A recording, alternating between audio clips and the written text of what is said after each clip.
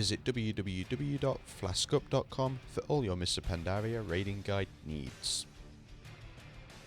Ladies and gentlemen, welcome to this Mr. Pandaria raiding guide, and in this video we're going to be taking a look at the 10-man normal mode version of Lei Shen in the Throne of Thunder raid.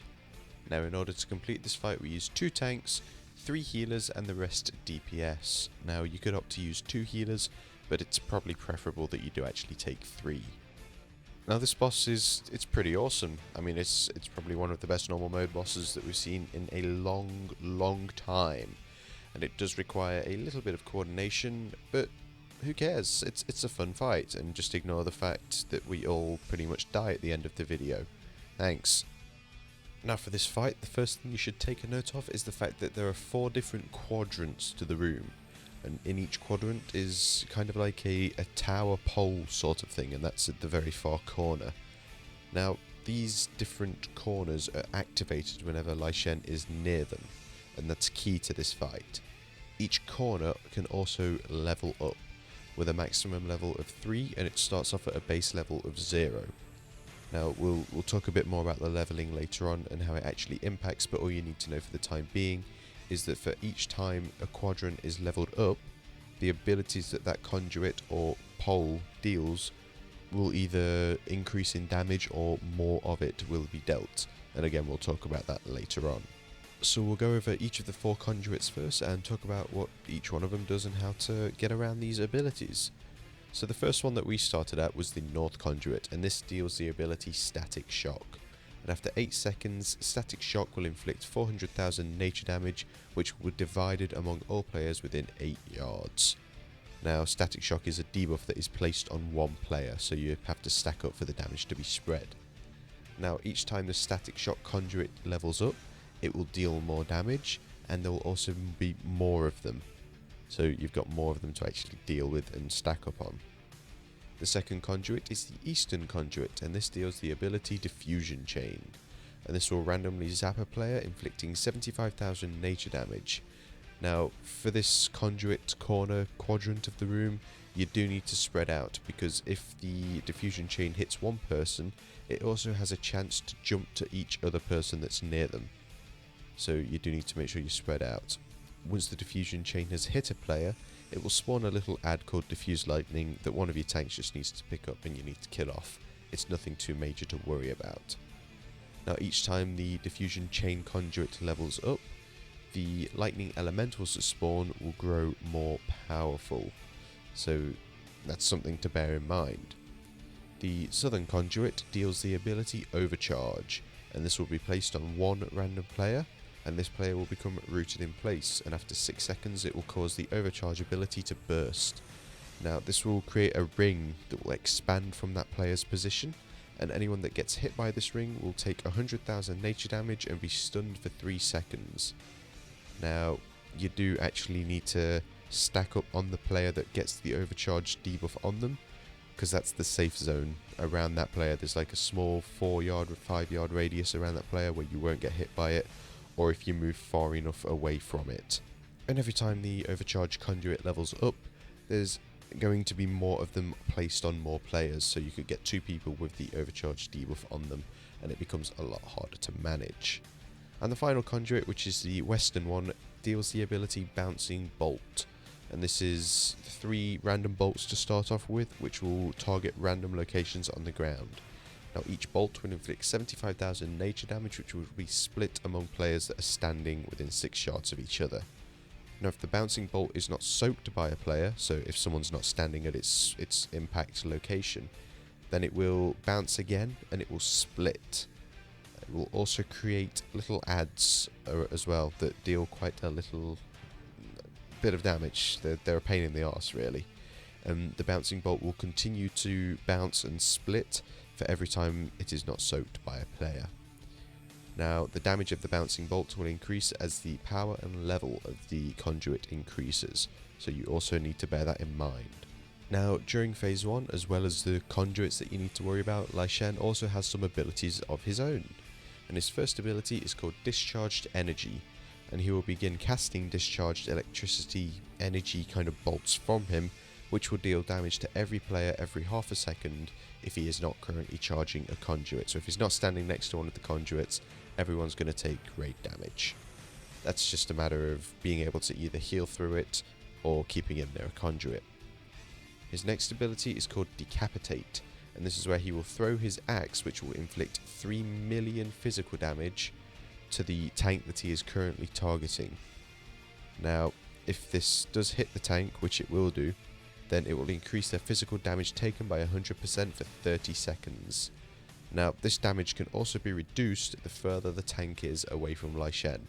So once your tank gets targeted with Decapitate, the other tank needs to taunt, and then tank 1 just runs far away. Probably about half a room's distance will do the job. His next ability is called Thunderstruck, and this works in the same way as Decapitate, however it is a target location on the ground where his axe gets thrown.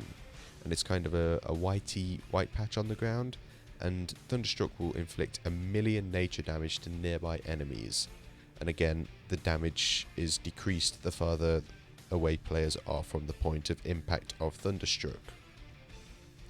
And his final ability is called Crashing Thunder, and this is where he will call down thunder rapidly on targets every 1 second, causing a lightning crash.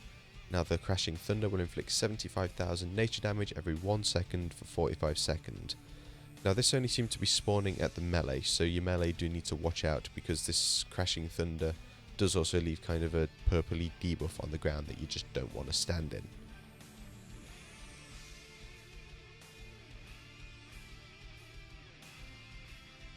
Now, the key to phase 1 is figuring out which of the 4 corners of the room you want to level up the most. And this is because once the first transition phase has ended, the corner which has the highest level will be taken out of the fight altogether.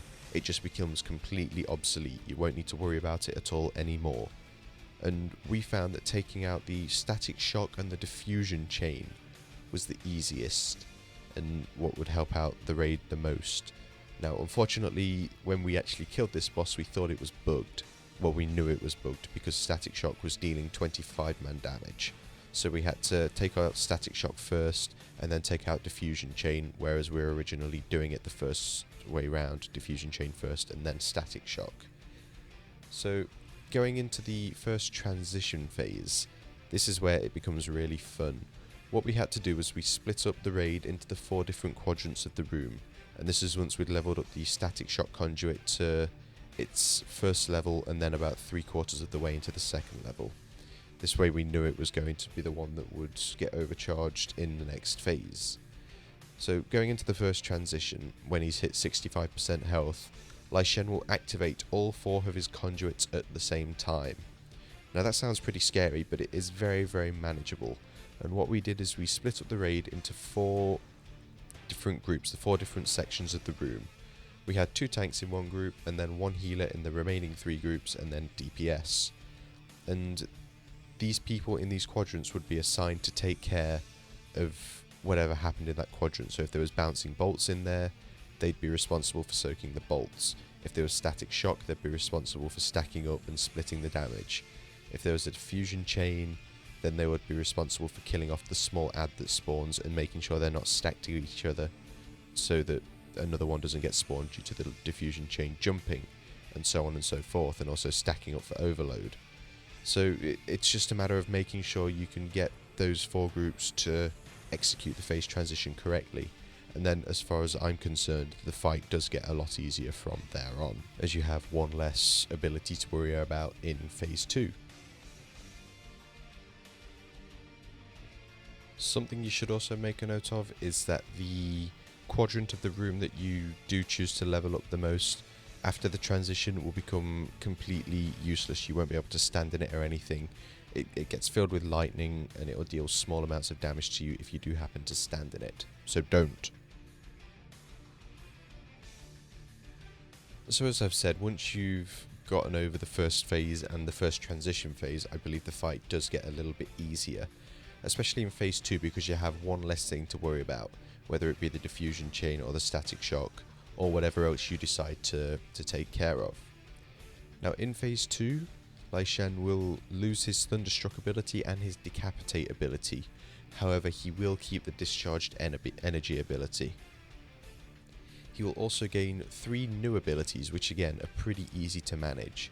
And the first one is called Fusion Slash, and this is where he will slash at his current target with his polearm and inflict 400,000 nature damage. Now this will also knock the target back and increase damage taken from Fusion Slash by 100% for 1 minute.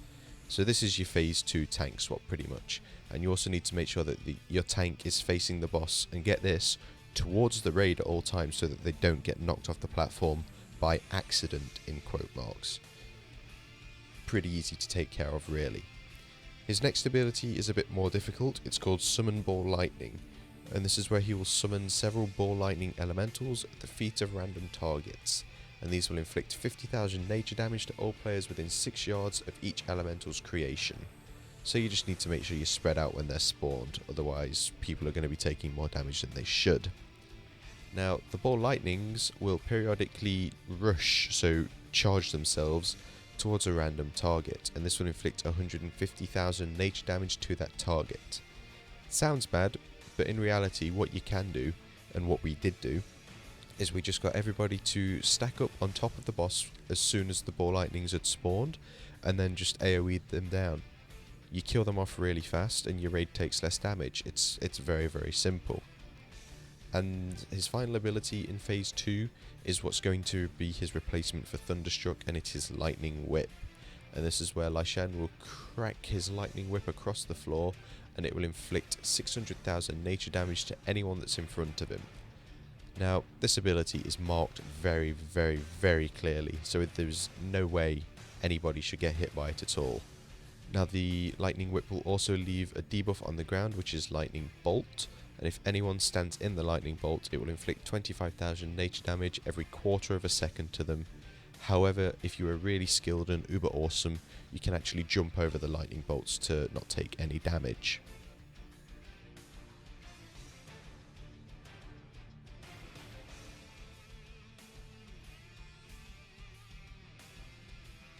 Now when Lei Shen reaches 30% remaining health, he will enter his second transition phase.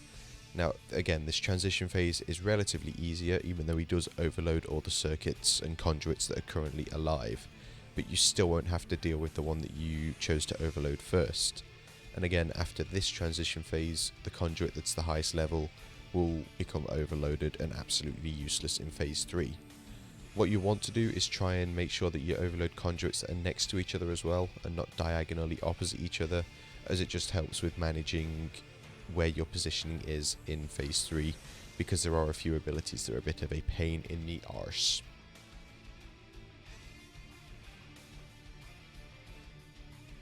So once you've lasted the 45 seconds for the transition phase, you will then enter stage 3, which is the final phase of this fight, and it's a pretty awesome phase, to be fair.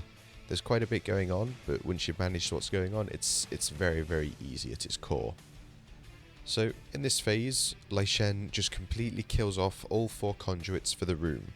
However, he won't fill the sections of the room that weren't overloaded during the transition, so you still do have some place to maneuver the boss. And his first ability is a tanking debuff called Overwhelming Power, and this is where he will absorb all of the electrical power from the Throne of Thunder, and he will cause his melee attacks to inflict 5,000 nature damage every 1 second for 8 seconds. And this is a stacking debuff on the tank, and it does stack very, very, very fast. So your tanking swaps do need to be pretty up to par, and your tanks need to be awake for this phase. I think one of ours dies in the video as well as half the raid, so feel free to laugh at us for that. He'll also gain a new ability called Violent Gale Winds, and this is where, if you look around the outside of his chamber, there are like 4 faces of very, very scary looking Mogu people, and these will try and push you off the platform by unleashing the force of the Violent Gale Winds. Now these will inflict 10,000 nature damage every 1 second to you, so it's a bit of a healing phase as well as a oh god don't get pushed off the platform phase. There should be no reason for anyone to be pushed off the platform. You should be able to position yourself pretty much near the center of the room in such a way that you can avoid all of his abilities and not get pushed off. Now in phase 3 he will also gain his Thunderstruck ability back. That comes back to life and it works exactly the same way as it did in phase 1, where it will inflict 1,000,000 damage to nearby enemies. However, the damage will be less the further you are away from the boss. He'll also bring back his Summon Ball Lightning ability from Phase 2. So again, once these have spawned on players, you need to stack up on the boss or at a certain point, and then AoE down the Ball Lightnings as fast as possible so you're not taking stupid amounts of damage. And he will also keep the Lightning Whip ability from Phase 2.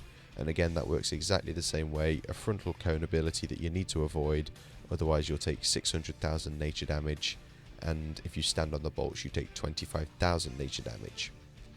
So all in all, it's a very fun fight, and I think everything is manageable, and the fight should get easier as you go on.